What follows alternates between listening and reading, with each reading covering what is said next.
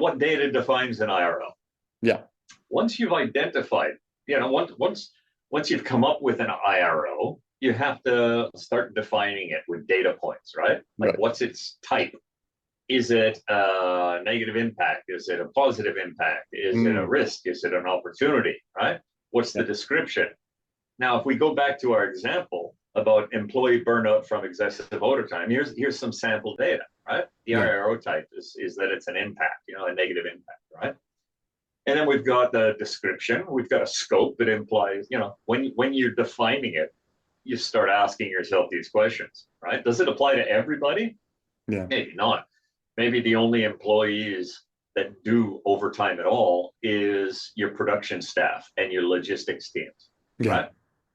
And then the likelihood, the employee survey will show you that the employees are concerned. So the likelihood is high that excessive overtime will result in employee burnout, right? Yeah. The Yeah. time frame, you have to establish a time frame related to an IRO, either short term, medium term, long term, right? Yeah. If it's already occurring, of course, it's short term. Will that potentially have a financial impact? Who are the stakeholders who care about this particular IRO? Yeah. And two really, really important ones. Yeah, metrics and controls. So Yeah. some sample metrics would be turnover rate, absenteeism, average overtime hours, right? Right.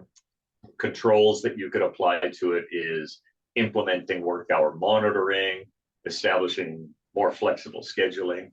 Right. But we'll get more into those particular subjects later on, Right. okay? Because those are very, very important.